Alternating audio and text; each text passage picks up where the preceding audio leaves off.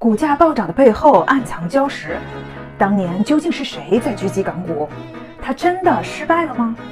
让我们看看这背后的玄机。早在2009年5月21日的时候，美国分析师说，中国的经济要复苏了，必然带动美国股指的上升。美国金融股票最近很厉害，这是由于美国财政部长说要全力维护金融股，不让金融机构倒闭，这是一个重要利好，还等什么？快来买股票吧！可事实真的是这样吗？纽约交易所一把手尼德尔说，美国股票价格的这一波上涨不是投资机构全面迈进的结果，而是由于大量投机性资金狂拉。这就表示美国目前的股价没有什么实际的东西在支撑，而只是散布一些谣言。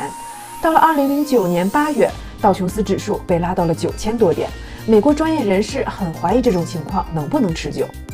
一些专业人士指出，8月份有些利好消息出台，例如二手房销售市场以及一些大型公司的盈利超过预期，但那个时候美国失业率高达10%。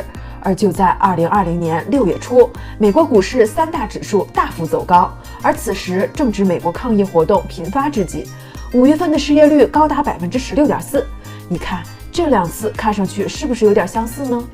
然而，就在美国的金融资本用一些似是而非的理由拉抬美国股指的时候，我们发现就在同一天，大量外资进入香港拉抬港股。与此同时，国际金融炒家们纷纷对香港股票中的李嘉诚公司的股票、汇丰银行、中石油、中石化、建行、中国移动等等等级上调为买进。这个时候，李嘉诚说，这一轮的涨幅让我感觉非常担忧，虽然我不怎么懂股市，但是不建议大家借钱去炒股，因为短短的几个月涨幅就超过了20%，预感不太妙。这背后到底有什么玄机呢？有一个神秘的势力叫做国际游资，就是在国际间频繁流动，以赚钱为目的逃避管制、来源不明的热钱。那么他们是怎么趁火打劫的呢？先是无缘无故的看好股市，当他们说看好的时候，很有可能表示他们在大量卖空。内地的股票没有卖空机制，只有股价上涨的时候才能赚钱。香港有卖空机制。什么叫卖空呢？就是今天向证券公司借一只股票，用100块的价格卖掉，明天股价跌到70块，我再买回来，然后把这只股票还给证券公司。由于我是100块卖，70块买的，赚到了30块的差价。在香港，只有国际大投行才能买空，那他们如何赚更多的钱呢？是不是要把股价拉得越高，将来跌得就越凶？假如今天股票是60块，如果我造个谣把股价拉到100块，然后再跌到30块，我就能赚70。但是如果股价是从60块跌到30块，我是不是就只能赚30块呢？因为这些国际游资可以自由地进入美国和香港的市场，所以最好的操作手法就是同时操控美国市场和香港市场，要赚就多赚一点。所以这就是为什么美股和港股同涨同跌。那么我们再来看一看，以索罗斯为代表的国际游资又曾经对香港做了一些什么事儿呢？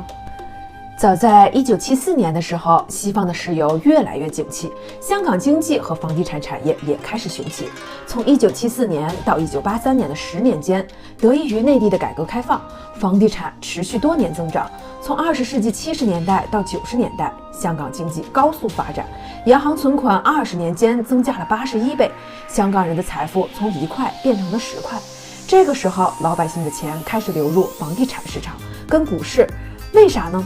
因为你到了这个阶段了，你赚10块钱就一定要用5块钱投资实体经济，5块钱投资楼市跟股市。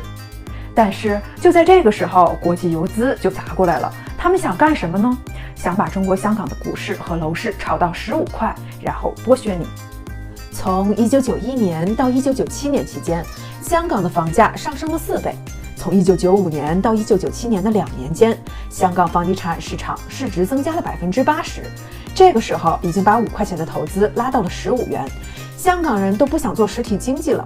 所以你看，香港到现在也没有什么实体经济，因为炒股和炒楼来钱快。但是我们亚洲人在世界范围来讲，智商算比较高的，他有一定的外汇储备，不太好忽悠。这个时候索罗斯就出面了。他失眠、焦虑、辗转反侧地琢磨这个事儿，结果就在一个夜黑风高的晚上，突然产生了一个灵感，半夜12点起来，带领一票小弟，也就是国际海盗们，开始在纽约卖空港币。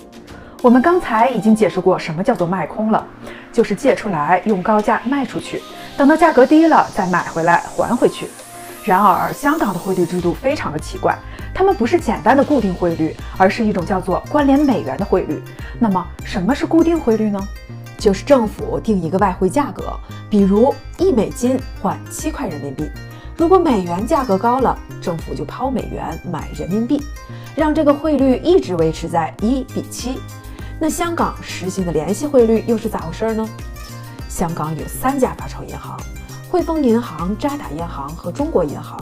只要想发行港币，就得存美元到香港金融管理局，存100美金进去才能发行750港币。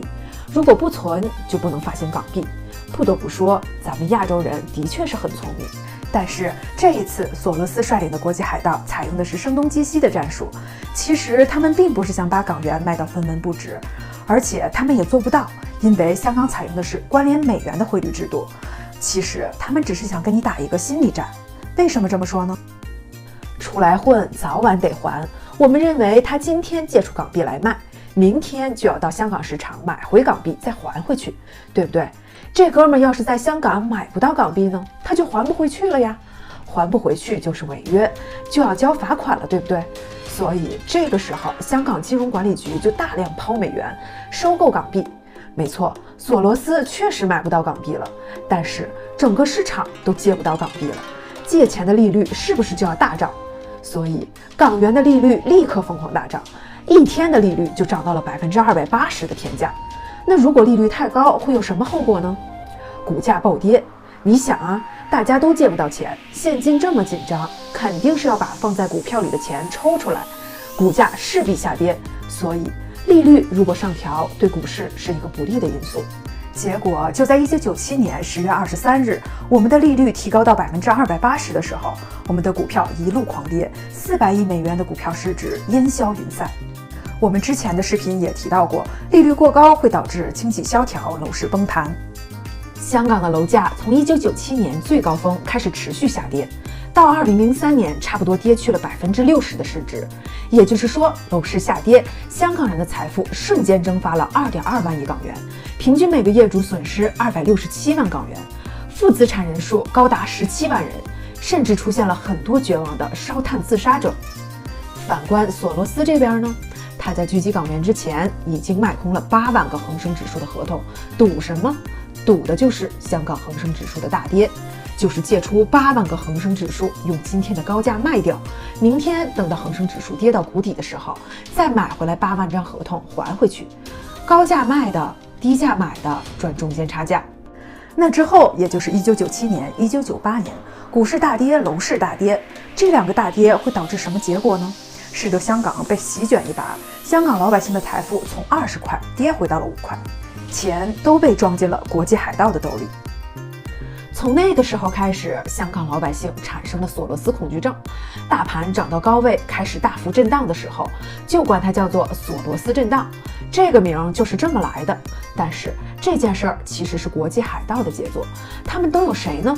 不知道，很神秘。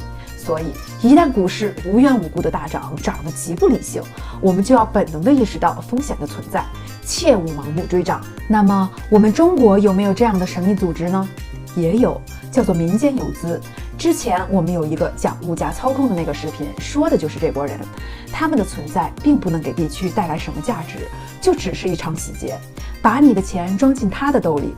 然而除了索罗斯以外，我们对国际游资以及民间游资几乎是一无所知，他们的钱游到哪里，哪里就会有一场灾难。而且他们的战术经常换，让你摸不清楚真实的意图，只能眼睁睁地看着他们把自己兜里的钱装进他们的兜里。我是裴嘟嘟，每天和我一起长姿势。